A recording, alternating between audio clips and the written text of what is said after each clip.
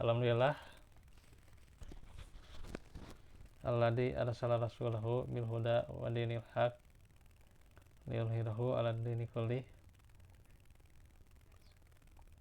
wa kafa billahi syahida. Asyhadu an la ilaha illallah wahdahu la syarikalah wa asyhadu anna Muhammadan abduhu wa rasuluh alladzi la nabiyya ba'da.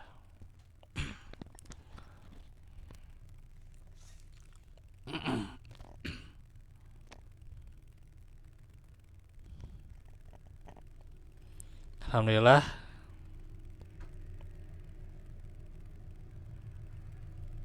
pada siang ini ya kereta dulu ya.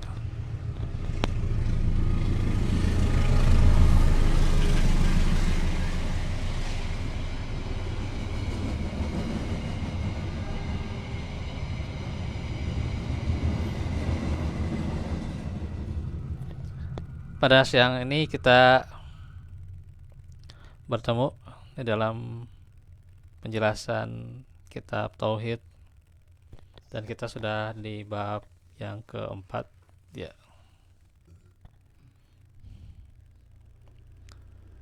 yakni tentang dakwah kepada syahadat la ilaha illallah.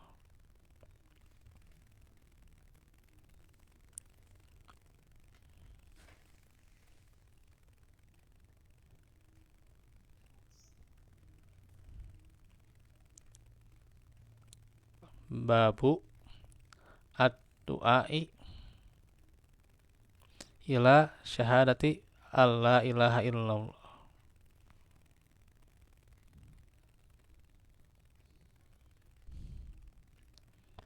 Di sini ayatnya surah Yusuf ayat 108.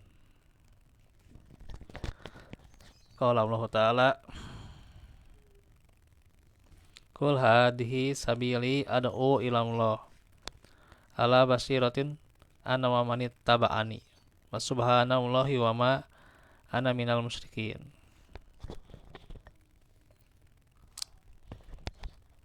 Firman Allah Ta'ala, katakanlah, inilah jalan agamaku, aku dan orang-orang yang mengikutiku mengajak kalian hanya kepada Allah dengan hujjah yang nyata.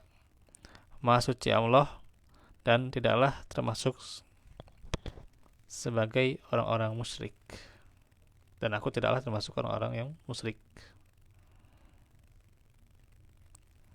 Nah, di bab sebelumnya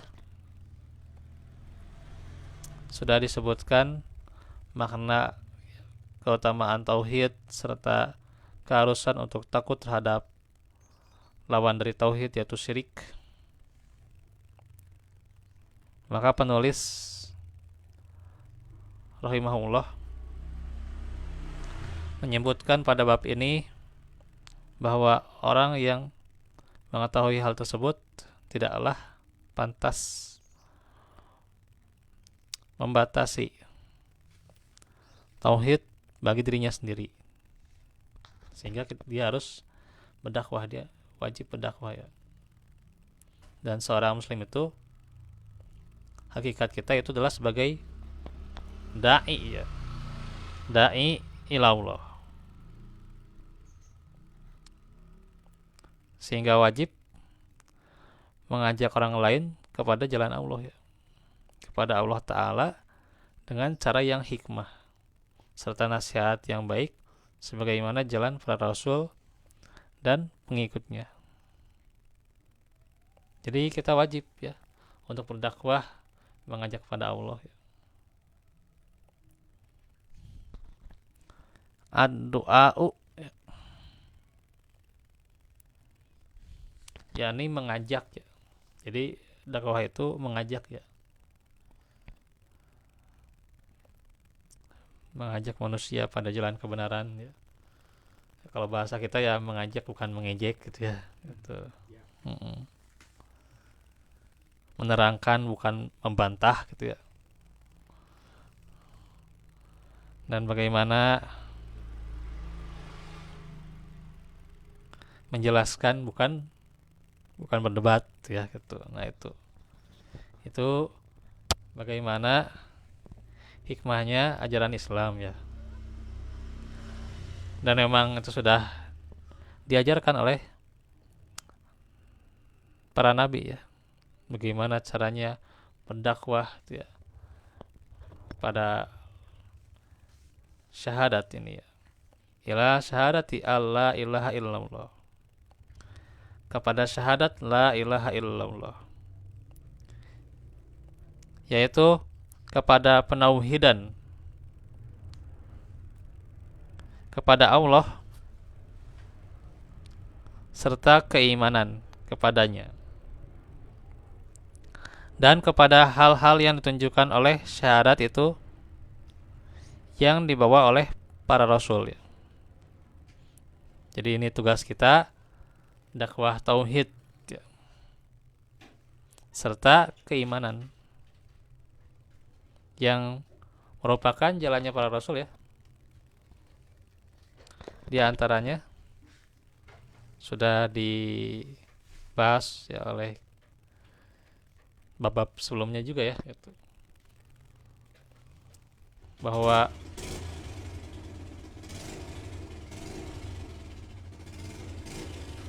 surah An-Nahl itu ya, surah An-Nahl ya, menjelaskan ya, di antaranya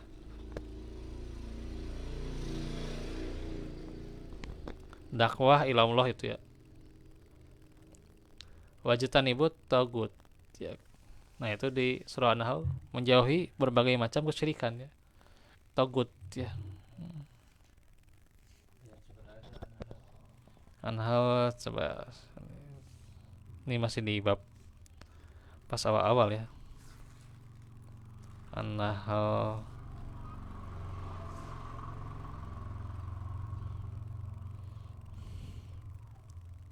coba kita cek.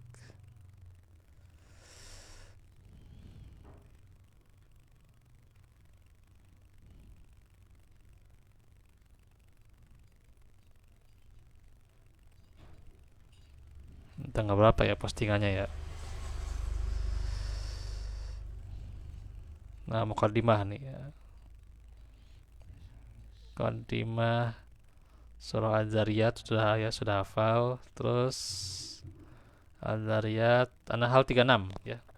Walaqad ba'asna fi kulli ummatin rasulan ani budullaha wajatanibut tagut ya. An-Nahl ayat 36.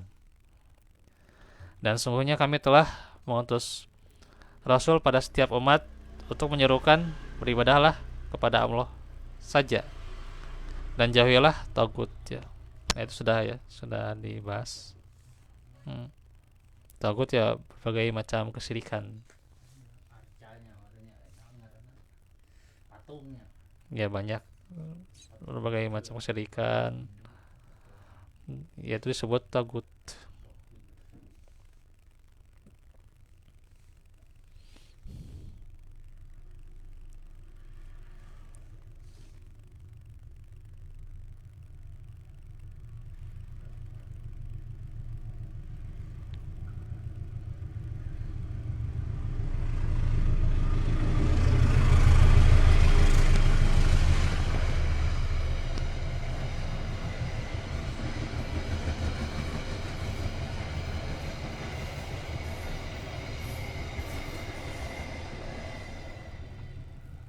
Kul, kul itu katakanlah ya, fi'il amr. Ini adalah ucapan yang ditunjukkan kepada Rasulullah SAW. Jadi kul itu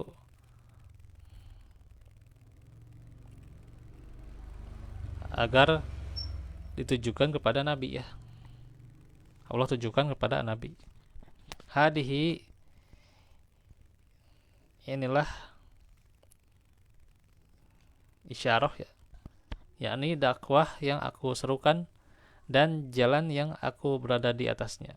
Jadi jalan dakwah ini ya, jalan dakwah tauhid, yang diserukan oleh para rasul dan jalan para rasul juga. Sabili, yaitu jalanku dan dakwahku. Tidak hanya jalan, tapi dakwah ya. Ad'u ilallah, aku mengajak kepada Allah. Yakni kepada menauhidkan Allah, bukan untuk mendapatkan suatu perkara duniawi,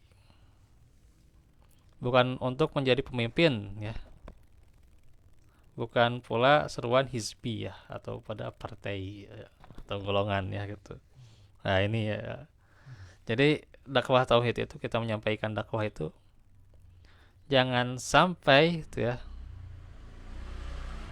kekait dengan urusan-urusan dunia ya, terkait dengan urusan dunia ya. Dakwah itu ya, kita bukan dakwah pada kekuasaan, bukan kita nantinya abong-abong misalnya ingin jadi pemimpin tuh ya, kemudian baru berdakwah tuh ya, baru menyampaikan Islam, baru dia sedekah, baru ikut sholat berjamaah ya gitu. Ya udah jadi pemimpin beda lagi itu ya, lupa lagi gitu ya. Itu. Datang ke masjid, Iya. pengajian, Hmm, ya kalau udah jadi pemimpin beda lagi itu. Lupa itu kebanyakan tuh ya, kebanyakan di kita. Jadi dakwahnya cuman ya sekedar ketika jadi pemimpin atau dakwah kepada partainya ya. Gitu, mengajak orang pada partai gitu ya. Ya, pada golongannya.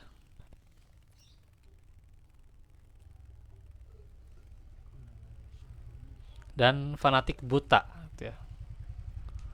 Fanatik buta pada partainya ya. Nah itu. Seolah-olah dengan partainya itu bisa begini dan begitu gitu ya. Sehingga rela berkorban demi partainya ya. Kalau pendukung sepak bola itu rela berkorban demi apa? Demi mendukung Persib.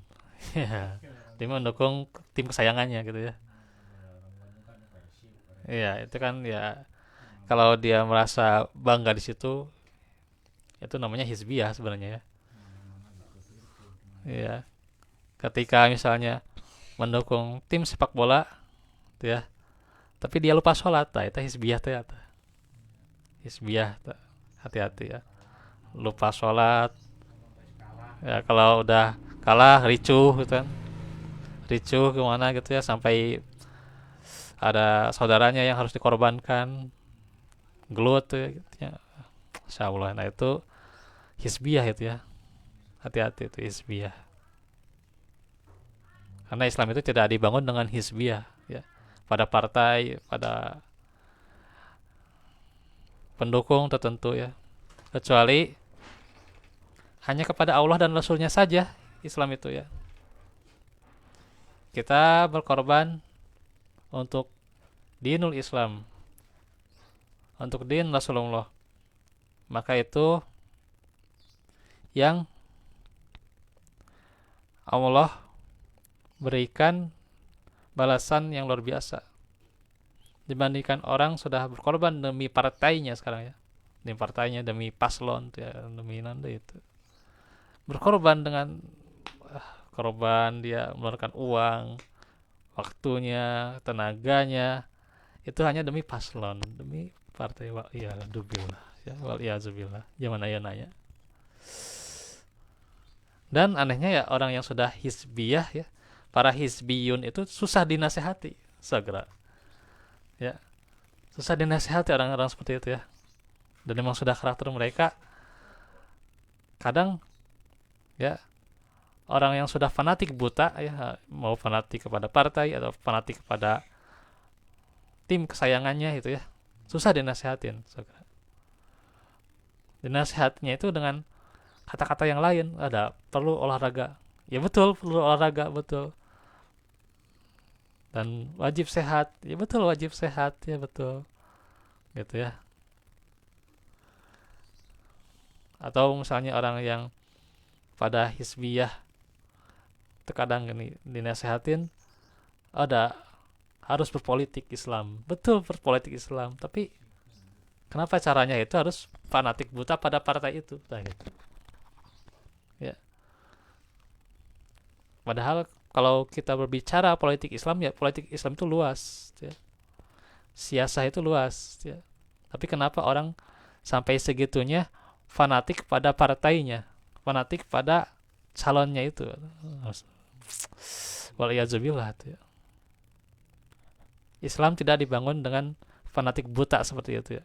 Hanya fanatik pada agama, pada Al-Quran, pada din Allah dan Rasulnya, pada Islam itu sendiri, ya. Nah, ini harus hati ini. Ya apalagi ya nanti bukan hanya presiden, ada gubernur, wali kota, ya setahun lah gitulah, kerasa gitu ya nanti bagaimana tahun-tahun seperti ini. Karenanya kita harus jaga akidah, jaga ukhuwah, ya. Kemarin pas di Muskercap, ya, Persistri, ya, dan Persis, ya, kan diawali sama Tauji Ustadz Andri, ya. Jaga akidah, jaga ukhuwah, ya. Jangan sampai terpecah belah gara-gara beda pilihan tuh, ya, kata. Jadi hisbiyah tuh, ya, ya, gara-gara beda pilihan, memperjuangkan calon ini, memperjuangkan partainya, hisbiyah tuh, ya. Dan sampaikan oleh Ustadz Andri, ya, selaku pembina di Tamhid saya dulu, ya, di PD itu, ya, disampaikan jangan sampai terlena dengan hisbiyah, ya. Jaga akidah, jaga ukhuwah, ya. Karena ini yang biasa, apalagi ya nanti ketika tidak dijaga pada hizbi pada akidah kita itu, ya, malah diserukan pada hizbiyah, yaitu kan dijelaskan dalam surah Ar-Rum gitu, ya. Ya kita itu kan nantinya firqah itu, ya, bisa jadi ya firqah dari partai-partai, karena kan mengajak pada partai itu, yang ngajak pada golongan itu, ya, gitu. Dijelaskan dalam surah Ar-Rum, yaitu minal ladina farraqu dinahum maka nusya'an, gitu. Dia terpecah belah gitu, ya, berfirqah-firqah gitu, ya. Dan kullu hisbim bima ladaihim farihun, ya, berbangga-bangga dengan firqahnya itu, ya, merasa bahagia dengan firqahnya. Ya, hati-hati nih, ya.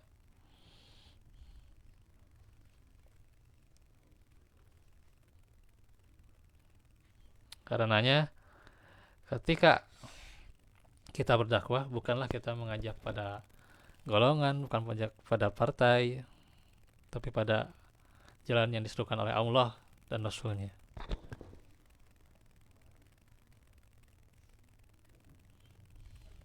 Kalaupun misalnya kita diamanahi untuk menjadi calon pemimpin, ya kita harus dakwahkan pada jalan yang benar, ya. Bukan hanya ingin dipilih gitu, ya, bukan ingin dapat elektabilitas dan sebagainya, tapi bagaimana dakwahkan jalan yang benar, ya, yang diridhoi oleh Allah, gitu, ya. Nah itu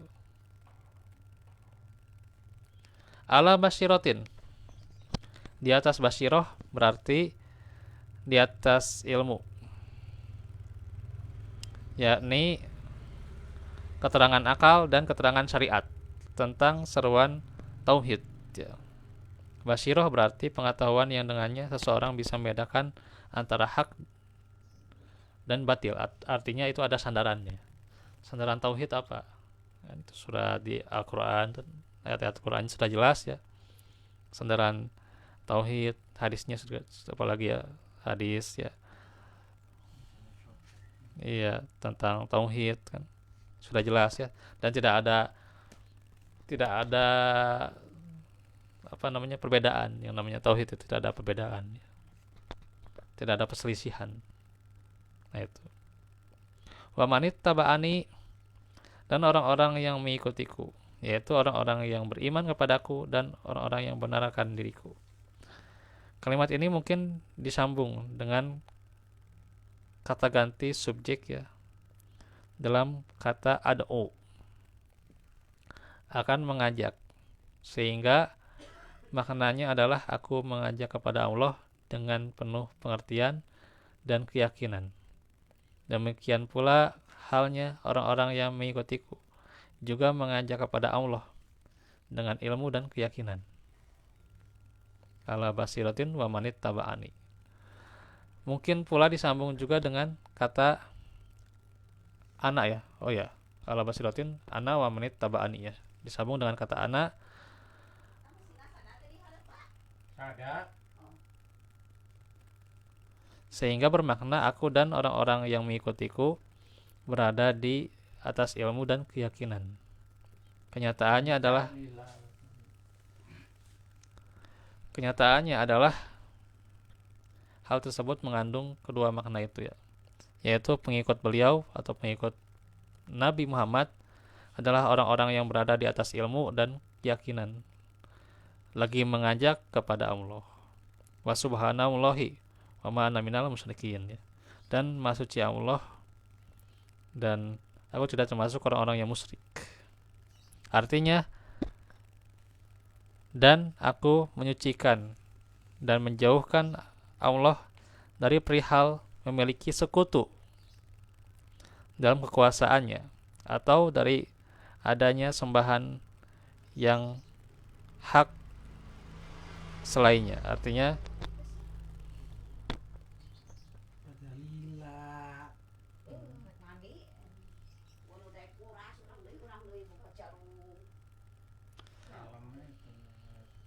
Jam karek ngucur. artinya menjauhkan dari sekutu-sekutu terhadap Allah ya. Artinya dia hanya beribadah pada Allah saja ya, dan meninggalkan sekutu-sekutu ya, menjauhi kesyirikan. Nah itu untuk pelajaran kita pada hari ini. Ini masih panjang, insya Allah nanti kita akan bahas di kesempatan berikutnya. Insya Allah kita lanjut lagi di pada sholat zuhur ya. Wallahu fikum wal afu minkum. Aku lakum lihada wa astagfirullah li walakum. Rabbana atina min ladunka rahmah wa hab lana min ladunka Rabbana atina fid dunya hasanah wa qina adzabannar.